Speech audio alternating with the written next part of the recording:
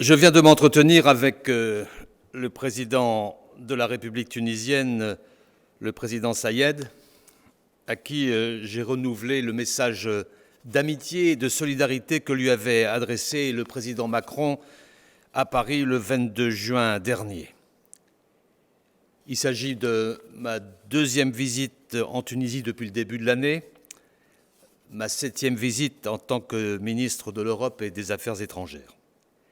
La fréquence des contacts entre les autorités françaises et tunisiennes témoigne de l'ambition que nous entretenons pour notre partenariat d'égal à égal.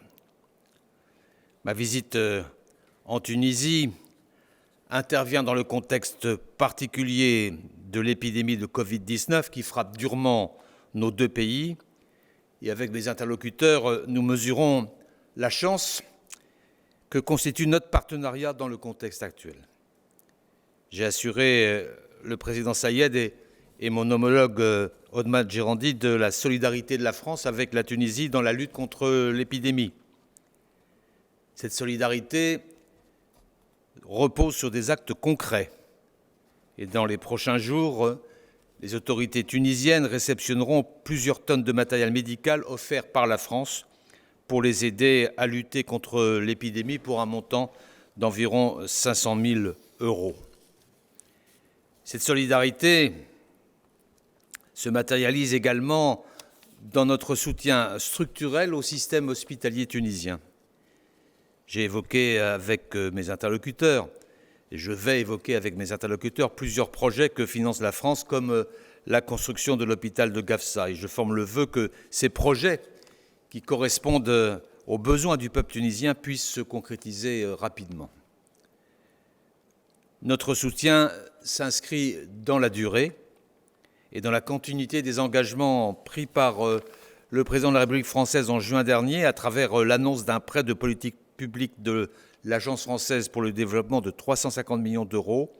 Nous allons signer avec mon homologue ce matin un accord portant sur une première tranche de financement de 100 millions € pour la Tunisie. Ce nouveau prêt constituera dans son ensemble un soutien majeur de la France à la Tunisie pour les 3 prochaines années.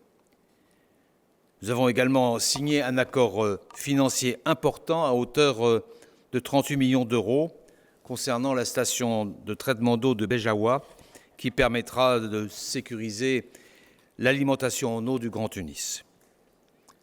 Avec le président Sayed, nous avons également fait le point sur les questions régionales, en particulier sur la situation en Libye.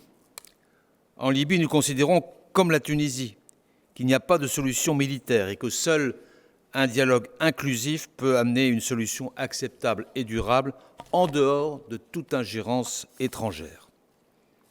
Le rôle des pays voisins est essentiel parce qu'ils sont les premiers concernés par les risques que fait peser cette crise et qui peuvent jouer un rôle stabilisateur auprès des acteurs libyens.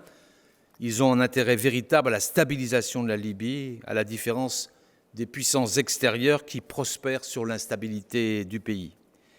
C'est la raison pour laquelle la France est convaincue que les pays du voisinage de la Libye doivent être en soutien de la solution politique dans ce pays. Et je salue, dans ce contexte, la décision du président Sayed d'accueillir le forum de dialogue politique interlibyen en Tunisie au début du mois de novembre sous l'égide des Nations Unies. Nous avons aussi évoqué notre coopération au Conseil de sécurité et les moyens de renforcer la mise en œuvre de la résolution franco-tunisienne appelant à un cessez-le-feu mondial dans le contexte de la pandémie. C'est un de nos grands succès communs.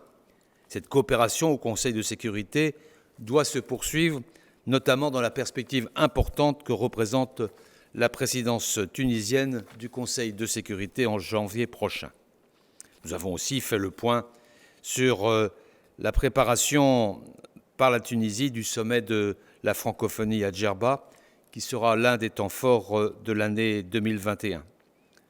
Nous avons enfin évoqué les grandes perspectives bilatérales pour l'année à venir, et en particulier la tenue en début 2021 du Haut Conseil de coopération en présence de nos 2 premiers ministres. Voilà l'essentiel des discussions que nous avons eues. Je voudrais rajouter que le président Macron m'a demandé de transmettre au président Saïed ses remerciements à la suite des déclarations faites suite à l'assassinat dont la France a été victime il y a quelques jours. Et nous avons marqué notre empathie à l'égard du président Saïed pour ces déclarations fortes qui ont beaucoup touché et le président Macron et la France tout entière.